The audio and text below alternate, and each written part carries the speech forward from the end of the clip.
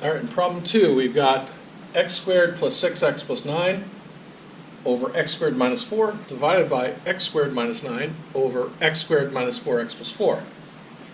All right, so we're going to rewrite this into a multiplication problem.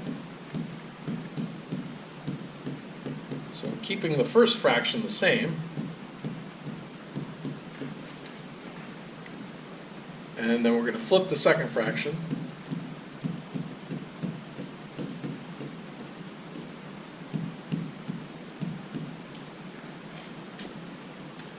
All right, so now we want to multiply across and break this into binomial factors. So x squared plus 6x plus 9, that is a perfect square trinomial, and that would factor to x plus 3 squared. Another way we could write that is just x plus 3 times x plus 3. Okay, we're going to continue to multiply across on top. So x squared minus 4x plus 4 is also a perfect square trinomial. That is x minus 2 squared. So we can write that as x minus 2 times x minus 2.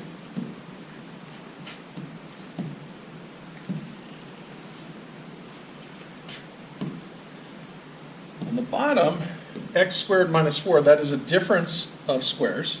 I can write that as x plus 2 times x minus 2. We take the square root of 4, which is 2. Okay, and also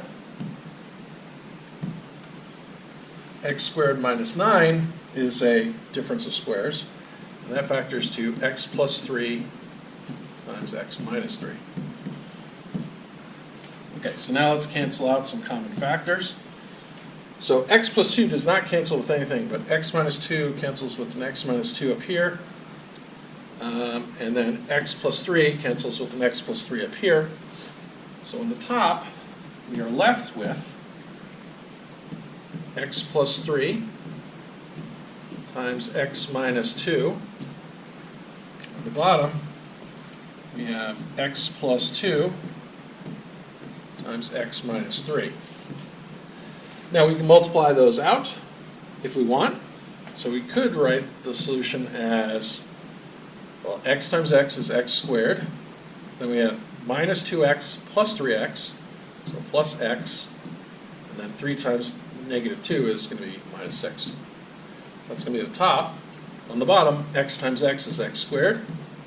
And we have x times negative 3, so negative 3x, plus 2 times x, so plus 2x, so that's a negative x. And then 2 times negative 3 is minus 6.